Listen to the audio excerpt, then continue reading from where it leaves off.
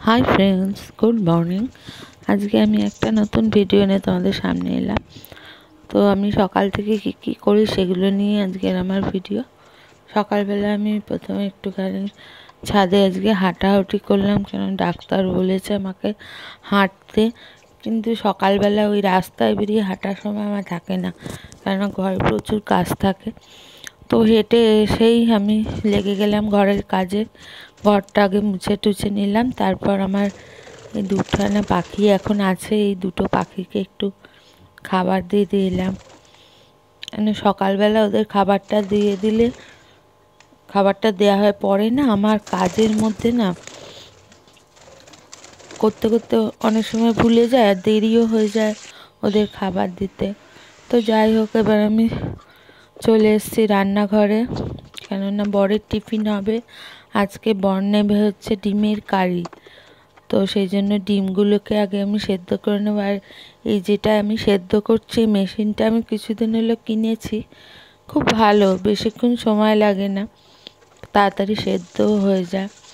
তো ডিম সেদ্ধটা বসিয়ে আমার কিছু বাসন রয়েছে, কালকে রাত্রে মাজা হয়নি, সেগুলোকে মেজে ধুয়ে নিচ্ছি।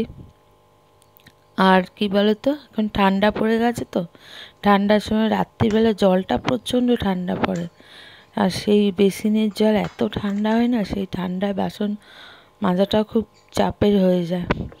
তো ডিম সেদ্ধ আমার হয়ে গেছে। আর দেখো ডিমগুলো, আর সবচেয়ে ভালো কি জানি, মেশিনটা যদি কোনো ডিম ফেটেও যায়, সেটা সেদ্ধ বসালেও না ডিমটা পুরোটা সেদ্ধ হয়ে যায়, যেটা আমরা নর্মাল হয় না, তখন ফাটা ডিমটাকে অমলেট করতে হয়। তো যাই হোক, ডিমগুলো আমার সেদ্ধ হয়ে গেছে, ছাড়িয়ে নিয়ে এবার আমি রান্নাটা শুরু করে দেবো।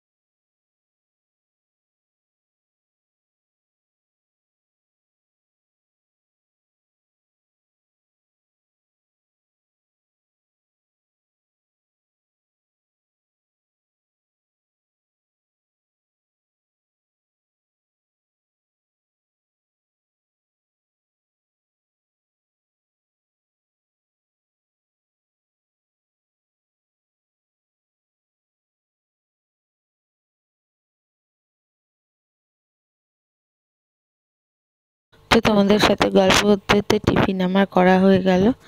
আজকে টিফিনে বানালাম পরোটা আর ডিমের কারি, এই যে দেখছো ভরে দিচ্ছি। তো চলো আজকের মতো টাটা।